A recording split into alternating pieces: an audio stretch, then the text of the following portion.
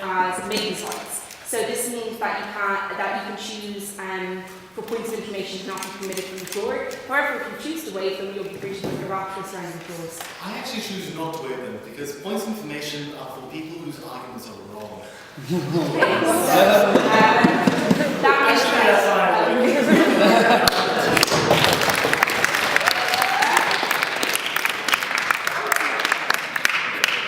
No need for points of information in this speech. I have done no preparation, but I'm sure of my argument. Ladies and gentlemen of the field, in 1984, America boycotted the Russian Olympics. In 2014, we should have done the same. If we had done the same result would have happened that happened in 1984. The Afghan War would have ended. In 2014, the Afghan War could have ended again. See, Russia right now occupies the good northern part of Afghanistan, and currently we are launching the Mujahideen in order to kick them out of Afghanistan. You know, never mind this. Russia is, okay, we've always used it. It is important to remember that the Olympics is a political event. And we cannot ignore this. Russia, in the last 20 years, has only gotten worse since the collapse of communism there. And all the human rights situation has gone to the floor. And right now, by giving them the Winter Olympics, we have granted them legitimacy in the same way that we have granted other despotic nations legitimacy in the times when we need to do the most to erode it. So, for instance, all of the stands, for instance, they seek out international competition. For example, Kyrgyzstan sought out the Eurovision last year for the precise reason that it brought it legitimacy from foreign countries. Russia is very much in a similar political situation, in the sense that its foreign legitimacy is perceived to be eroding. And by hosting the Winter Olympics, they hope to rebuild it. However, Russia does not deserve any legitimacy. So Putin's government does not deserve legitimacy. In the last, as you can see from his ardent grab of power, his treatment of minorities, his treatment of women, his treatment of homosexuals is, what can I say, atrocious. They're worse than the North Koreans. And if we give them this, that's bad.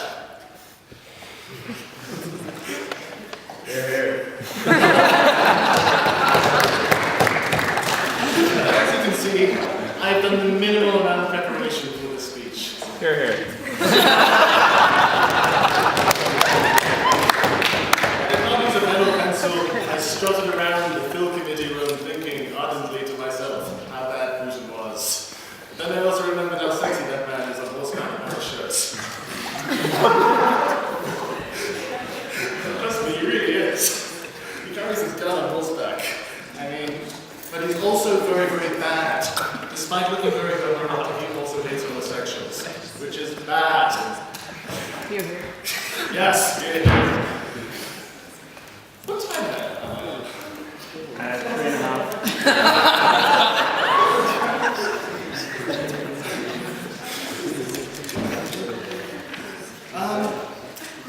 Should I continue to say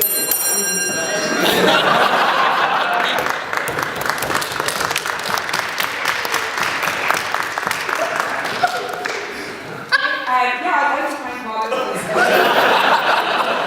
for his kind words, and for keep providing us with such questions and new science students.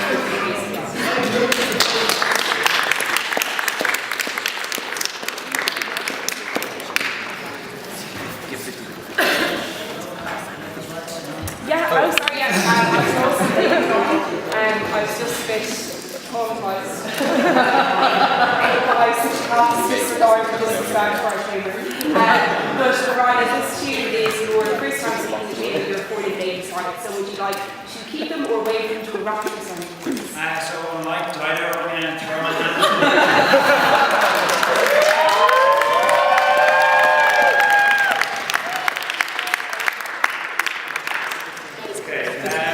Madam Speaker, ladies and gentlemen of the Philosophical Society, I'm going to be opposing the motion that's before the House today.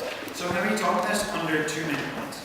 So first of all, the problems that exist in Russia today and in Russian society in general, namely the homophobia that exists not only in our society in general, but also the laws that Putin and his administration have brought in, which are so horrible. But also, in a more general sense, I'm not detracting from the first problem in Russian society, the denial of freedom of speech that exists within society, and the denial of freedom of expression in society. And then my second point is going to be, how going has just been better than not going. We're not saying that this is some sort of massive step that will overturn, Russian societal values, but we're saying that it's been a more positive step than it would have been to have not gone to the Russian Republic. So I'm going to come to my first point about the problems that exist at the moment. So, obviously, there is widespread homophobia within a Russian society. So the laws that exist that Putin's administration brought in recently are more of an official manifestation of the kind of homophobia that exists.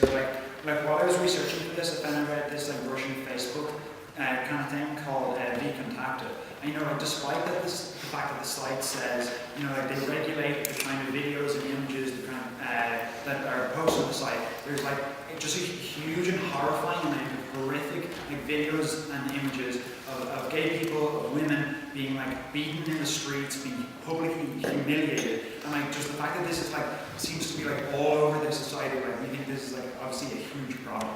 So, again, as I was saying, in a more general sense, there's another problem in society of the general denial of freedom of speech and freedom of expression. So, I'm going to give you two examples of this. So, there's this guy called Vitishko, who's an environmental activist. So, 2 years ago, he spray painted on a wall "thief" on a government building. He was given a suspended sentence for this, but he's been trying to publish a paper about the environmental impact that the Russian Winter Olympics construction has had upon the environment. And he was Putin sort of advising him against this kind of thing. So just before the Olympics, he was arrested for 40 days for just swearing in public. So this is clearly a politically motivated arrest. And now he's actually going to jail for 3 years just for that spray paint. We also look at Pussy Riot, who are a more well-known example of the kind of denial of freedom of speech. So obviously there was their initial jailing when they protested in the church in the cathedral site, but also just yesterday when they were getting ready for a protest and eventually meeting, they went out into the streets and some Cossacks came along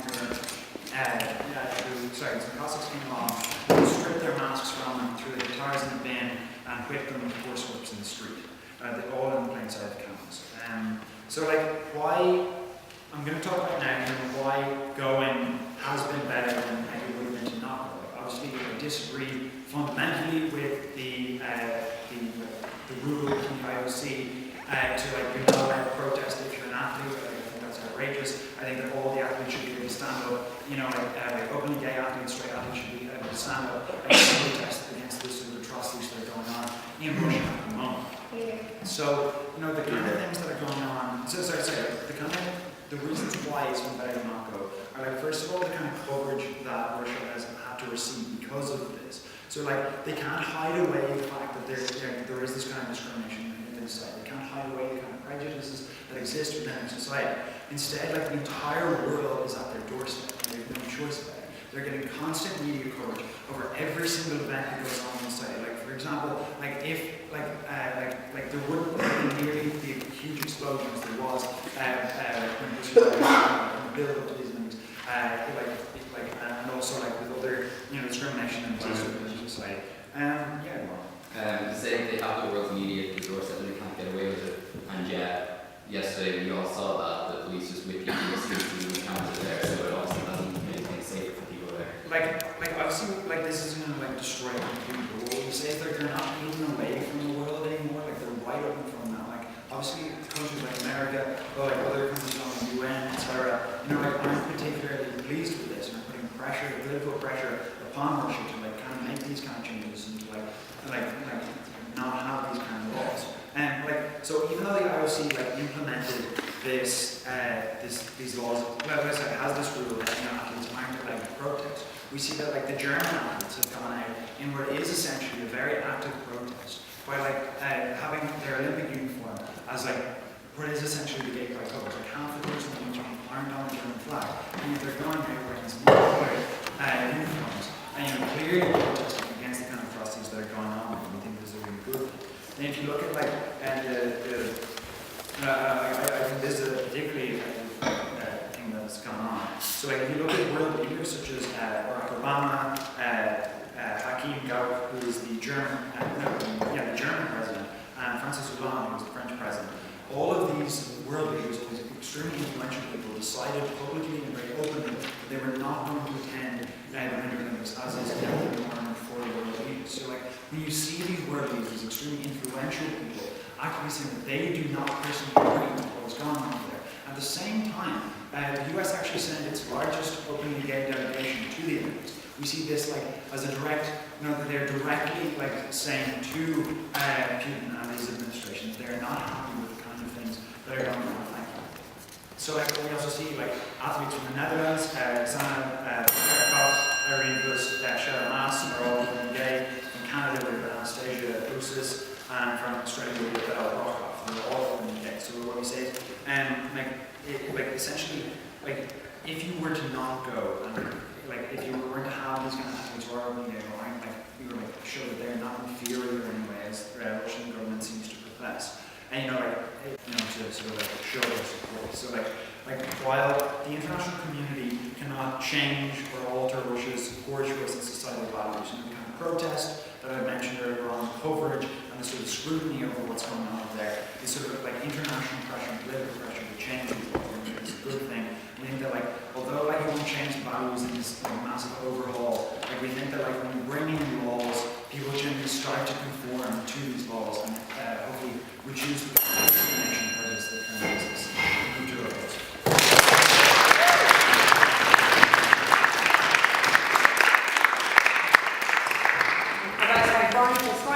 And I call on very senior professional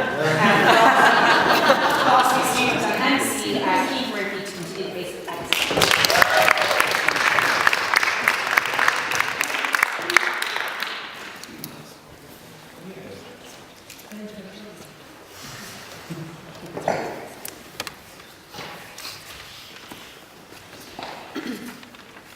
Okay, so I'm here to open the case for the cross.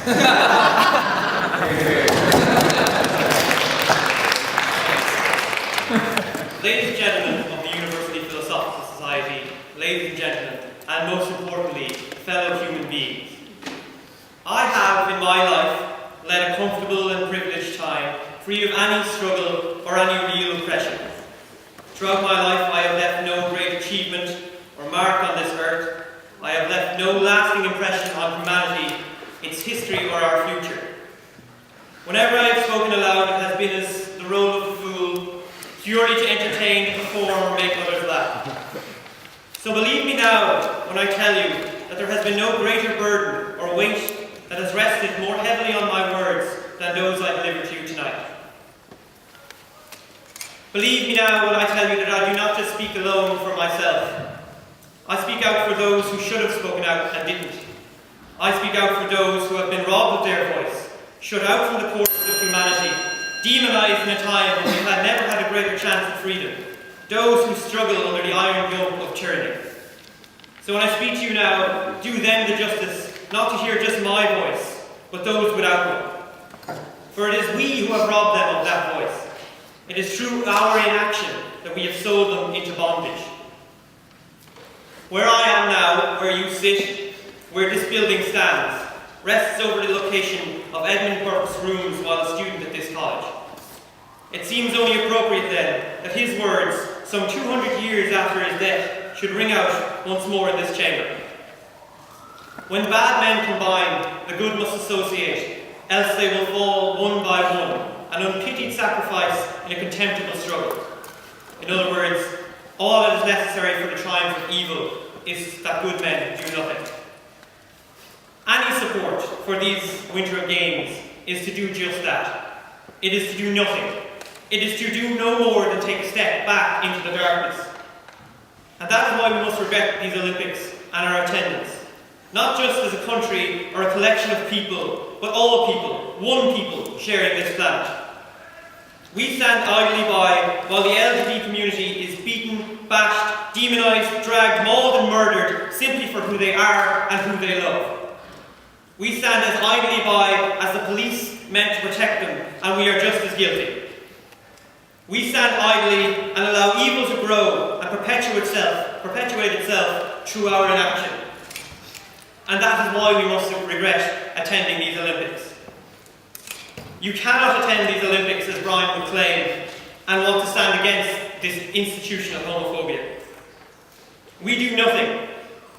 We do nothing now. We do nothing when these games will end. We do nothing to stop the continuing tyranny that exists in Russia, and when these games end, it will be forgotten, but continue.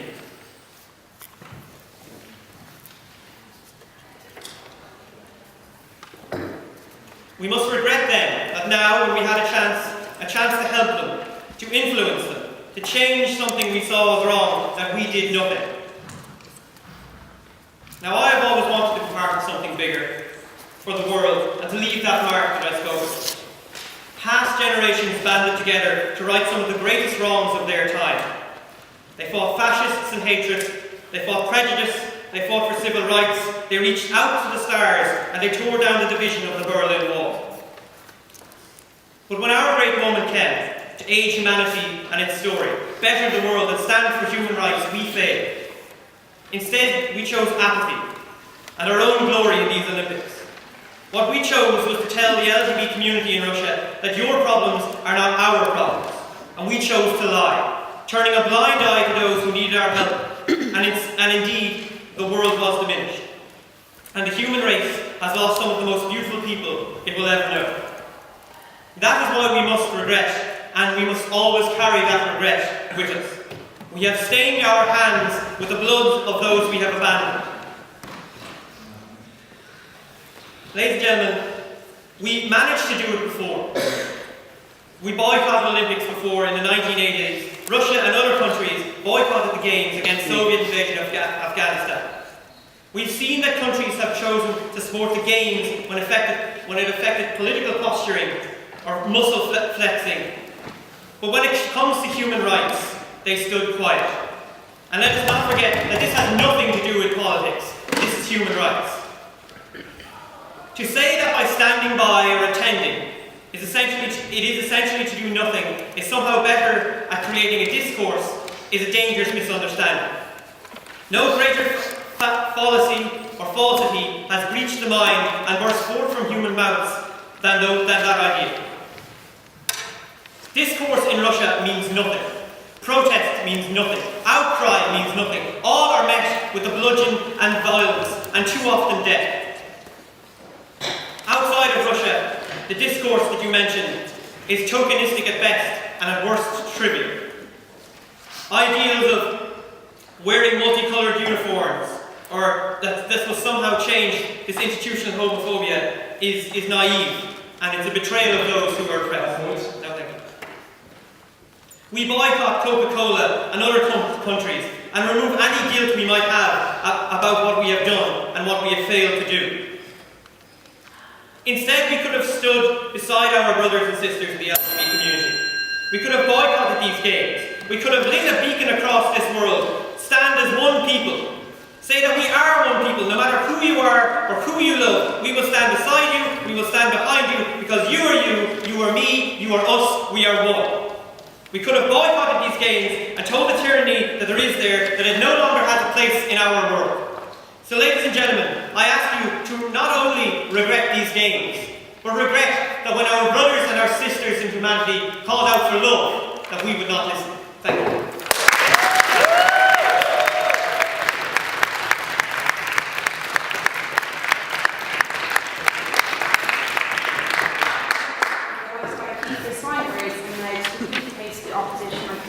Fashion and History Traditional Science student and chair of the Barnstoker Paper Reading Club, Julie Byrne.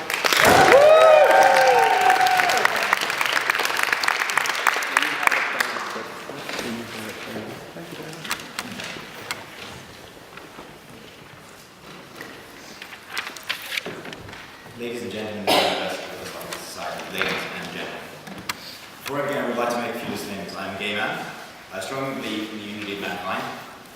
I often think of those just like me who are born into a country which criminalizes them for having the audacity to exist, the audacity to aspire to equality. I feel very lucky to have been born with citizenship that provides me with rights, and I often think of how I feel if I were abandoned. But I also often think of how I feel if I were exceptionalized.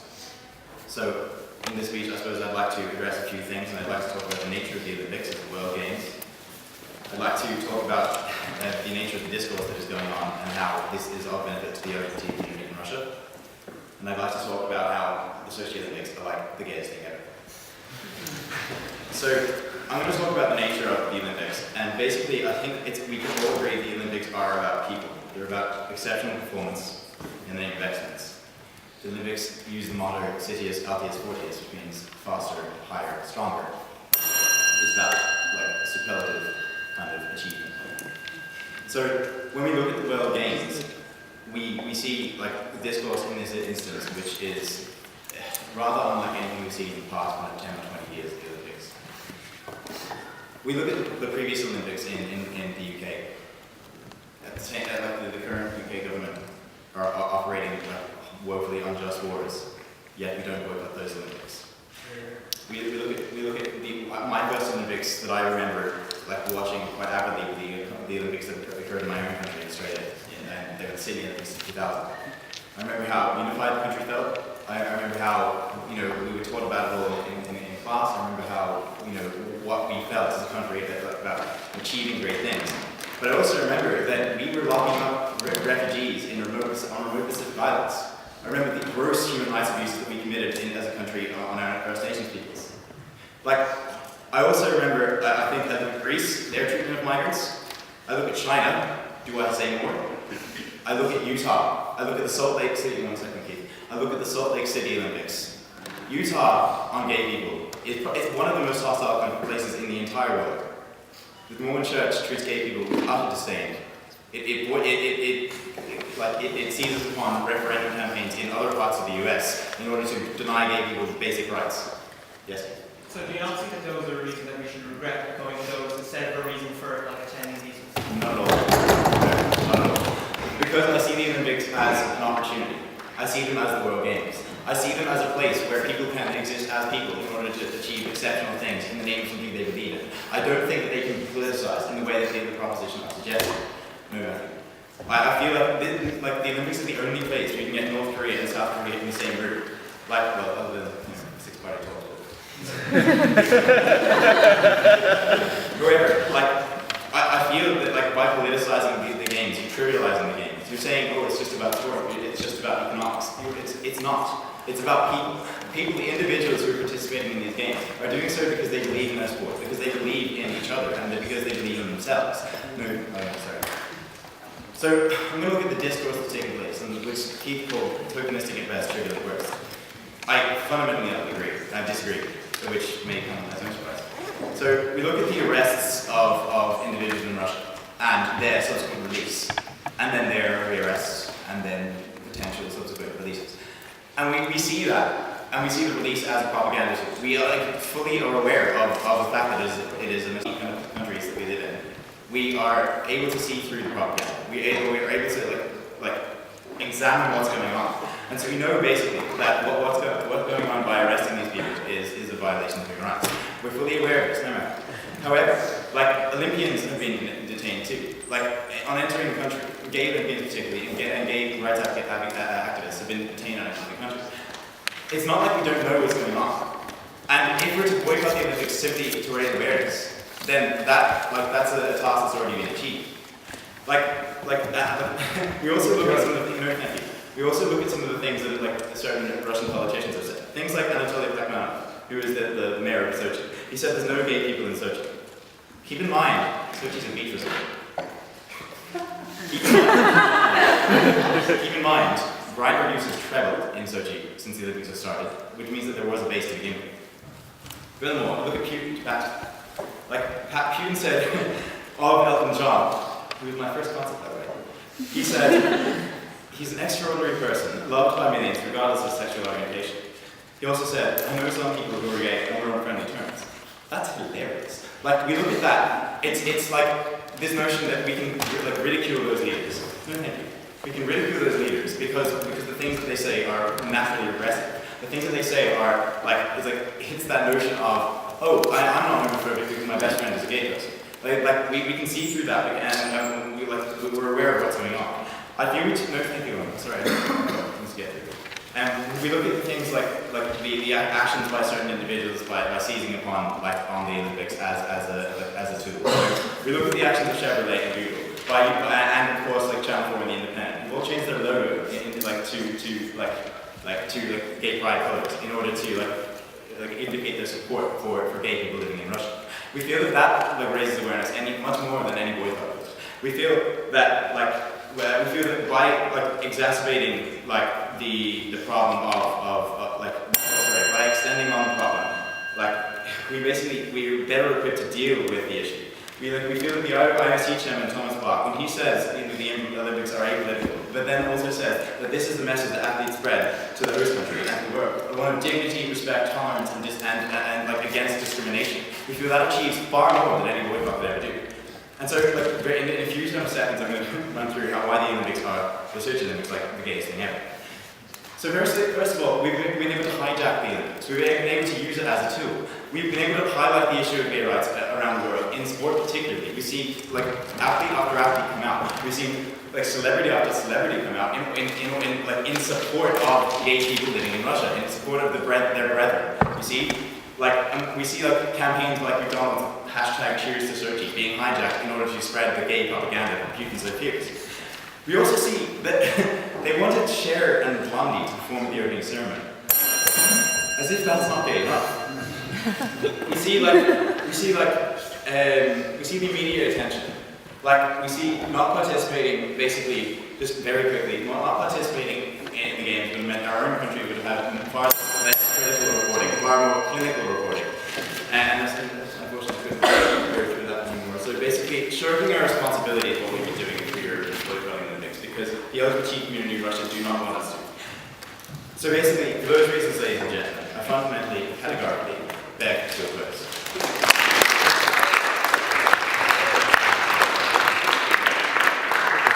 There's five words, and then to continue to basic proposition for the maximum of include if a senior freshman sociology and social policy student is an entrepreneur.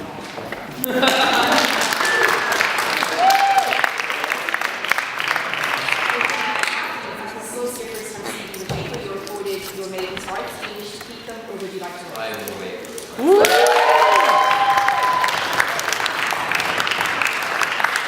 Putting on some of the points that the opposition have made, and also just by saying that regardless, I think, of whether they're on opposition or proposition, everyone does regret the fact that these Olympics are taking place in the circumstances that they are, and that we're there.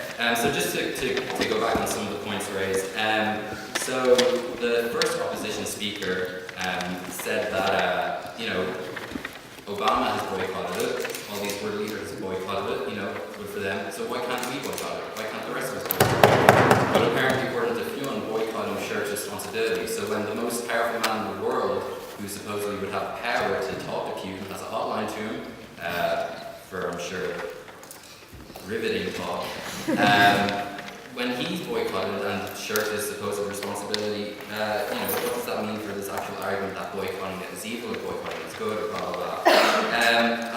It's all very well to say, we've all seen pictures of Putin riding on horseback naked, no thank you, riding naked on, well not naked, but topless, whatever, on horseback, and it's all very well that we can be all like, oh, isn't it funny, he's kind of really camp and stuff, and he likes Elton John, but at the same time, he's still passing these laws that are keeping people down and killing them and comparing homosexual Olympians who are here during the Olympics, you can be gay, whatever, but just don't go to and that's the whole sneaky implementation of this thing, because then there are gangs and groups who go around as vigilantes who are enamored by these laws, and take upon themselves to do this kind of thing and to fight everyone, no thank you, and take upon themselves to viciously assault and murder people.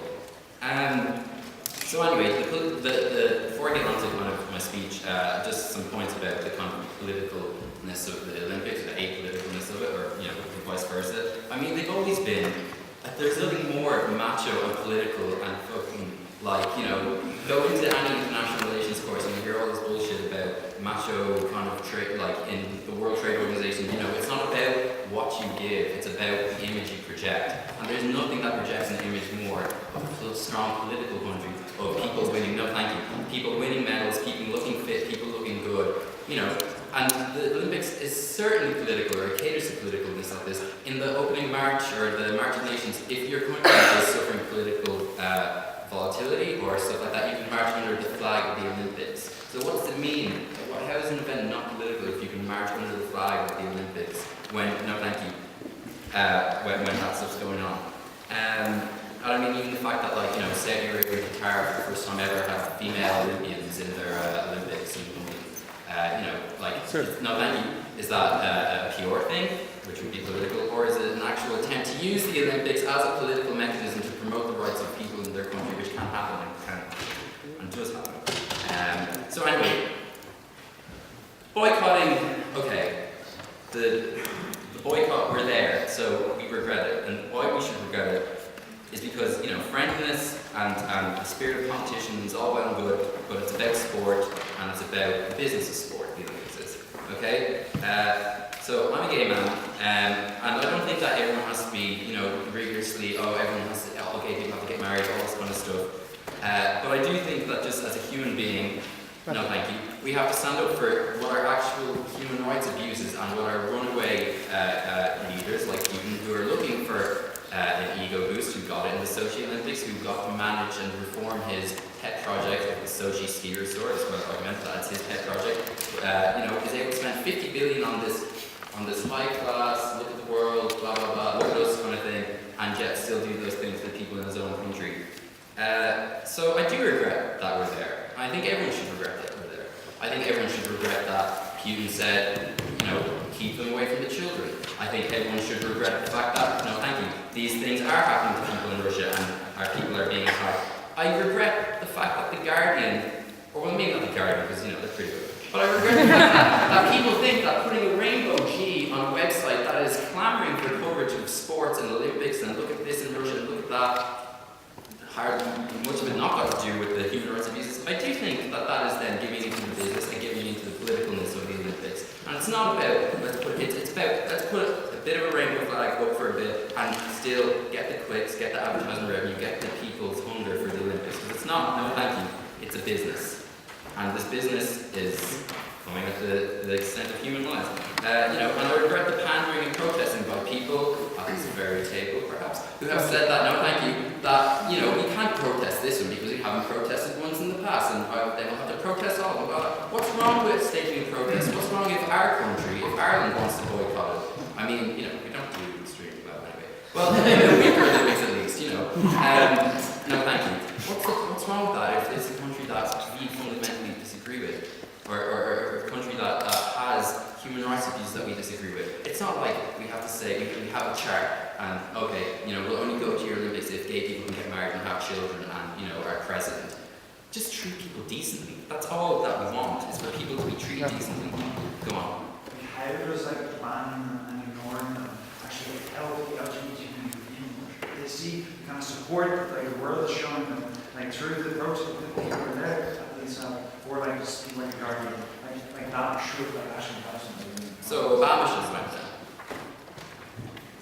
What you said that he was good for boycotting. I just feel that there is a difficult middle ground here to be found, and that should be in that the fact that we all do regret it. We should regret the fact that you can't even go according to the IOC rules. You can't go, you can't paint your nails, you can't hold hands, you can't do anything that can be considered subversive, you can't make any political statements, you can't do anything like this. Well, I think they should make political statements. Athletes all from all over the world should say something, should paint something on their nails when they're in the image of a young, fit person that everyone in the world is looking at and start conversations in television rooms and bars all over the world about what is going on and what should be done.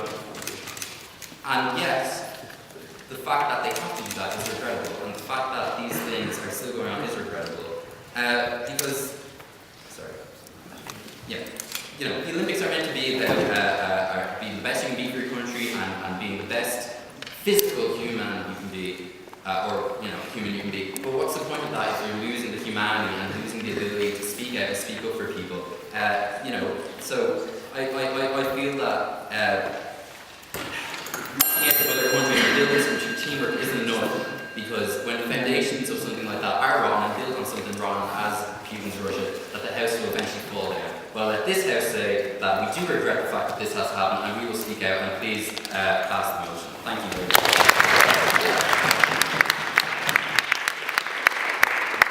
I'd like to thank after these fine words and now to keep the face of the opposition. I call on junior freshman PES student Ollie Donovan.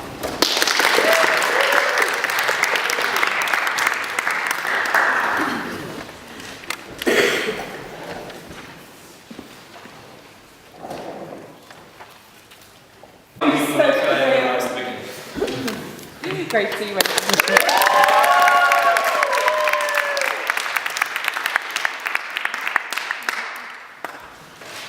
Chairperson, members of the opposition, friends in the opposition, members of the House. I stand here today to extend our argument to prove to you that this House should not regret participating in the Russian Winter Olympics.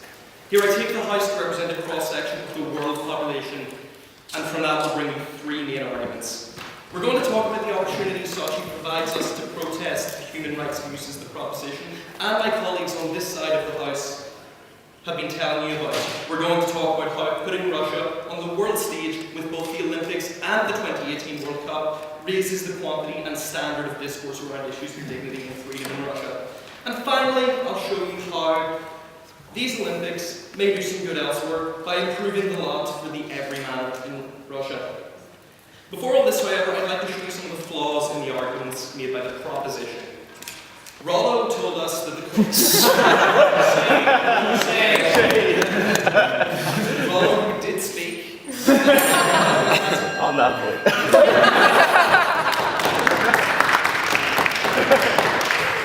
mentioned the boycott in 1984. That the Cold War is over, the US and Russia are cooperating.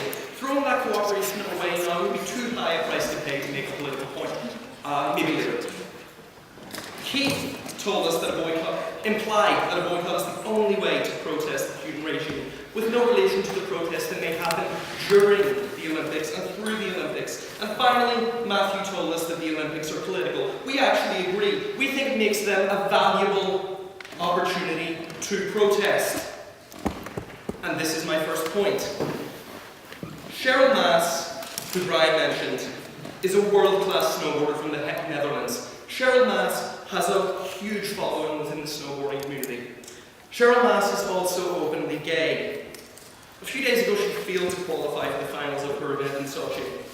Given a moment in the limelight, however, she decided to show the camera her gloves. Gloves that most of Russia would see. Gloves that were covered in rainbows and unicorns. Ladies and gentlemen, in a nation where pro-gay propaganda is banned in law, it's little acts like these that make a difference, and Cheryl is not alone. The Greek team also wore rainbow-coloured gloves, showing them off at the opening ceremony. We've heard that Germany went one step further, with full rainbow-coloured coats and trousers. These acts may seem insignificant, but if small acts show a revulsion with the oppressive policies of the Putin government, and if small acts show solidarity with the oppressed in Russia and in the world, they're certainly worth our time.